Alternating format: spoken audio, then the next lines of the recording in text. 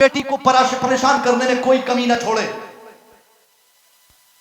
एक दिन आप ये डिसाइड कर लो कि रात के 10 बजे जो अब मोहल्ले के लड़कों के साथ घूमकर आवाज़ी करके सिगरेट दारू भांग धतूरा पीकर हमारी बेटी के बेडरूम में आएगा, ऐसे लड़कों से शादी नहीं करेंगे। अगर शादी करानी हो तो नमाज इशा के बाद जो लड़का एक पारा कुरान पढ़ने का आदी हो, आंख बंद करके, अगर वो ठेला चलाने वाला लड़का हो, उसके साथ अपनी बेटी को पिया दो। अल्लाह की कसम आप भी खुश रहोगे, कयामत तक आपकी बेटी के हमेशा खुश, क्योंकि वो लड़का इशा के बाद कभी सिगरेट पीने के लिए घर से बाहर नहीं जाएगा, बल्कि इशा के बाद वो कुरान पाक तलाश करेगा कि एक पारा कुरान पढ़ा जाए। और फिर इसके देखा देखी नतीजा उन सिगरेट पीने वाले बच्चों के लिए क्या होगा? वो सोचेगा कि यार अगर मैं भी कुरान नहीं पढ़ूंगा तो कुंवारा रह जाऊंगा, मैं अगर बिगड़े रहूंगा तो शादी नहीं हो पाएगी, मैं अगर ताड़ी शराब नहीं छोड़ूंगा तो कोई ब्याह नहीं कराएगा मेरी। इसलिए धीरे धीरे उन लड़कों को देखते देखते हमारा माहौल, हमारी सोसाइटी बदल जाएगी और आवारगी से हमारे बच्चे अलग हो जाएंगे। ये नहीं बदलने का एक तरीका है। आप पहले तरजीह दीजिए ना, आप किस बुनियाद पर? जब पैसों की बुनियाद पर शादी कराएंगे तो लोग पैसा तो मांगेंगे, चेहरा देखकर शादी कराएंगे तो लोग चेहरा की बात करेंगे। जब आप अखलाक देखेंगे, सीरत देखेंगे, किरदार देखेंगे। और एक चीज और बताऊं मैं, हम लोग बोलते हैं खानदानी लड़का, खानदानी लड़की। आखिर मैं पूछता हूं ये खानदानी क्या होता है भाई? व्हाट इज खानदानी?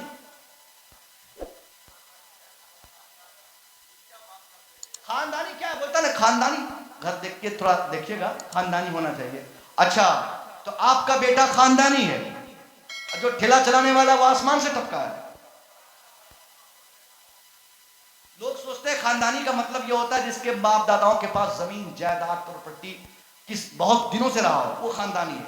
अब जो लोग मजदूरी करते रहा हो, उन बच्चों के दादा नहीं थे क्या? उनके परदादा नहीं थे क्या? उनके परदादा के परदादा नहीं थे क्या? कहीं बहता हुआ पानी में मिला था क्या वो? उसका भी तो कोई खानदान होगा। खानदानी का कॉन्सेप्ट तो इस्लाम में है ही नहीं। खानदानी का कॉन्सेप्ट इस्लाम में नहीं है। अगर आपके कहने के मुताबिक हम मान भी लें तो खानदानी का तस्वुर इस बुनियाद पर नहीं किया जा सकता कि किसके पास माल ज्यादा है, किसके पास दौलत ज्यादा है, किसके पास पैसे ज्यादा है, किसके बाप दादाओं के पास आज से 100 साल पहले घोड़े थे, हाथी थे। ये सारी चीजें अगर ये तस्वुर है भी तो ये गलत है। हाँ, अगर खानदानी का कोई मतलब हो सकता है तो यह होगा कि इनके बाप नमाजी है, किनके दादा नमाजी है, किनके परदादा नमाजी थे, किनके घरों में कोई शराबी नहीं है।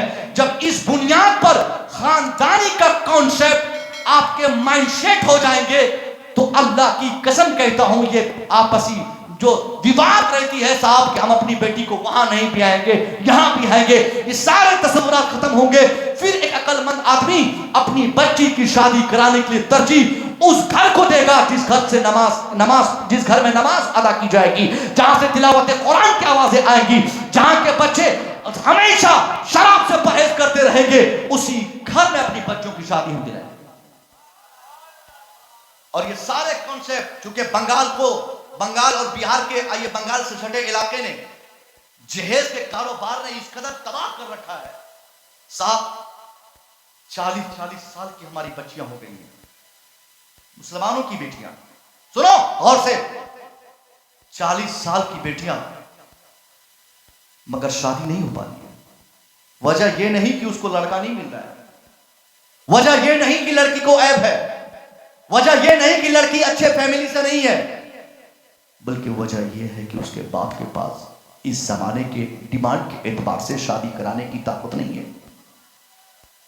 याद रखिए, अगर हमारी बच्चियां, उसकी उम्र 40 साल हो जाए और वो घर छोड़ने पर, भागने पर, किसी के साथ ब्याह कर लेने पर मजबूर हो जाए तो इस पाप का बदला अल्लाह सिर्फ उसके घर वालों को नहीं बल्कि उस पूरे मुआशरे को, पाप पड़ेगी, पाप, लानत और नहुसत आएगी सबके घरों में।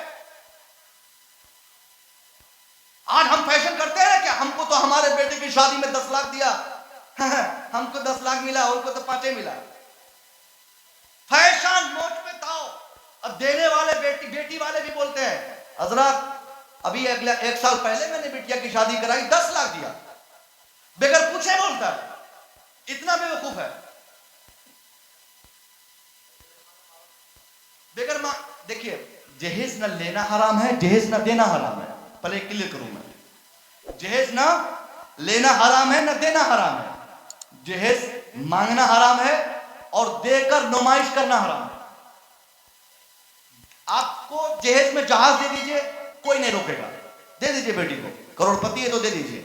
मगर ये जो गिनती का सामान लाके रोड पे लगा देते हैं और एक एक चम्मच इतना, कटोरी इतनी, प्लेट इतनी, ये सामान वो सामान, ये मसाला पीसने वाला, एक देखा शादी में मैंने गया कि वो भी लिखा हुआ था, वो हमारा साइन लिया उसने। मैंने कहा साहब हमने तो दिया नहीं सामान, तो मेरा साइन ले रहे हो? कह हजरत आप मौलाना साहब ने निकाह पढ़ा है ना, तो उसमें साइन होना मांगता है, ताकि पता चलेगा हमने कितनी प्लेट दी, कितनी थाली दिया। तो बेटी वाले करते क्या है कि सामान सबको दिखाते फिरते हैं कि हमने ये सामान दिया, वो सामान दिया, वो सामान दिया। यही चीज इस्लाम में मना है। आज आप अपनी बेटी को अपाची गाड़ी दे देंगे, 4 व्हीलर कार दे देंगे, 4 व्हीलर दे देंगे, बेशक आप दे दिए, मगर आपके दरवाजे पर लगी कार और आपकी नुमाइश का ये अंदाज किसी गरीब को किसी गरीब ने देखकर आह कर दी, तो इसका बदला जानते हैं कितना खराब होगा। कोई गरीब बच्ची अगर आपके दरवाजे पर लगे पलंग, टेबल, कुर्सी, गोदरेज, फ्रीज, वॉशिंग मशीन, ये सारी चीजों को देख ले और वह तड़प कर अल्लाह से कहे कि अल्लाह काश मेरा बाप भी ऐसा ही अमीर होता तो मुझे भी यही सामान देता। उस वक्त एक गरीब का दिल टूटेगा, उसकी बेटी रोएगी, उसके रोने की वजह से उसकी नौहसत आप पर पड़ेगी। इसलिए मना किया गया है, आपको जो देना है बंद मुट्ठी में आप दे दें। देखने वाले जो सामने थे देख लिए, नहीं देखने वाले थे तो पकड़ पकड़ कर दिखाने की जरूरत नहीं है। जिनको आप दिखा रहे हैं उनके पास वो ताकत ना हो तब क्या होगा। एक मर्तबा एक साहब रसूल ने, सुनिए, उनका लड़का खो गया, छोटा सा बच्चा खो गया, बहुत परेशान हुए, मदीने की गली गली छान डाली आपने, कहीं ना मिला। हुजूर की बारगाह में आए, कहा सरकार मेरा लड़का सुबह से गुम हो गया, मैं मदीना की गली गली छान डाला मगर मेरा बच्चा नहीं मिल रहा है। हुजूर अभी दुआ के लिए हाथ उठा ही रहे थे कि उसी अंजुमन से दूसरे सहाबी खड़े हुए, कहा हुजूर मैंने इसके बेटे को अभी से कुछ देर पहले सामने वाले गार्डन में चंद बच्चों के साथ खेलते हुए देखा। कहिए सुभान अल्लाह। अब जो बाप सुबह से शाम तक अपने बेटे को तलाश रहा हो, उनके कानों ने अगर सुन लिया हो कि मेरा बेटा सामने वाले गार्डन में खेल रहा है, तो वो बाप अब वहां रुकेगा, वो दौड़ेगा बेटे के लिए, दौड़ पड़े। हुजूर ने फरमाया दूसरे साहबी से कि उनको बुलाओ, बुलाओ। कहां भाग रहा है इतनी तेजी से? कहा कहां जा रहे हैं? कहा हुजूर मैंने तो कहा ना कि मेरा बेटा सुबह से गुम हो गया, मैं बहुत परेशान, मेरी वाइफ परेशान, उसी को लेने जा रहा हूं। तो हुजूर ने फरमाया कि बेशक लेने जाइए, आपको मैं रोकता नहीं हूं, मगर जब अपने बेटे को उस गार्डन में आप खेलते हुए देखेंगे तो अपने बेटे को आप बेटा कह के मत बुलाइएगा। अरे कहो सुभान अल्लाह।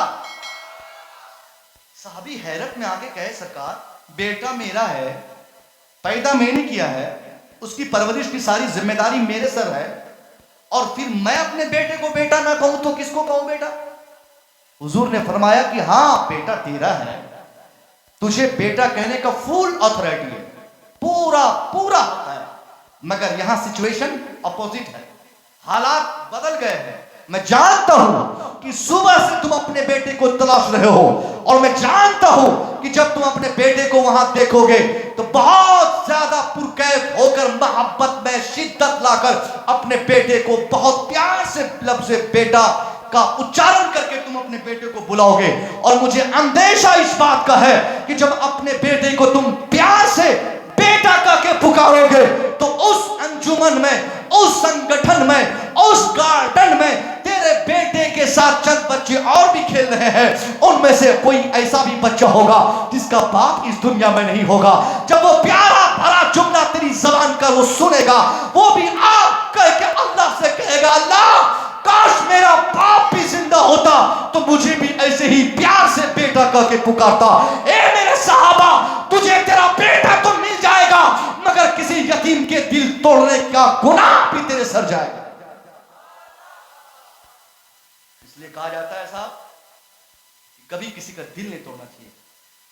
शेरवानी पहन लीजिए, अभी ये हमारे भाई साहब शेरवानी पहने, जीशान गाजीपुरी चले गए, शेरवानी पहन लीजिए, आप 5,000 का कपड़ा पहनिए, पहन लीजिए, मगर कपड़ा पहनने के बाद जब आपके कैरेक्टर में थोड़ी चेंजिंग आ जाए, होता है ना, पैंट पहनने के बाद थोड़ा चलने का स्टाइल बदल जाता है, बदलता है कि नहीं? कार खरीदने के बाद थोड़ा लिविंग स्टाइल में चेंजिंग आती है। महंगा मोबाइल ले ले तो बार बार कवर हटा के दिखाएगा लोगों को। अभी एक साहब मुझे कह रहे थे कि हजरत मैंने आईफोन 14 प्लस लिया। मैंने कहा ठीक है, तो कवर था उसके ऊपर, तो मुझे कह रहा है कि हजरत ये मोबाइल कवर के लिए थोड़ी होता है, इसको मैं निकाल के रखता हूं। दिखा रहा है वो, कवर में सही से दिखाई नहीं दे रहा था। तो मैंने कहा सैलरी कितनी है? बोला कि 1.5 लाख। मैंने कहा मेरी सैलरी 1 रुपया भी नहीं है, मेरे पास पहले से वो मोबाइल है, तुम जो दिखा रहे हो मेरे पास पहले से ही है, सारी एकड़ी वही रह गई, तुम तो दिखाते फिर तो वही कैरेक्टर में थोड़ा जब बदलाव आ जाए, इसी को गुरूर कहते हैं, इसी को तकब्बुर कहते हैं। खुशबू आप लगाइए, खुशबू लगाना सुन्नत है, लेकिन खुशबू लगाकर जब आपका ये चाल चलन हो जाए कि लोग हमको महके, लोग सूंघे, लोग बोले कि वाह यार क्या सेंट लगाया इन्होंने, तो समझ लीजिए कि ये गुनाह है। फिर आपके लिए खुशबू लगाना बेहतर नहीं है, क्योंकि आप अपने कैरेक्टर को चेंज कर रहे हैं।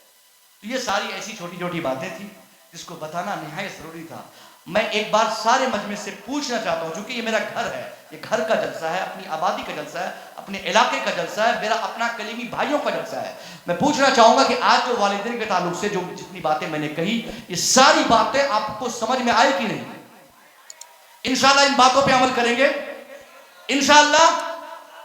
आज मैं वालिदैन के एहतराम के ताल्लुक से बताया हूं।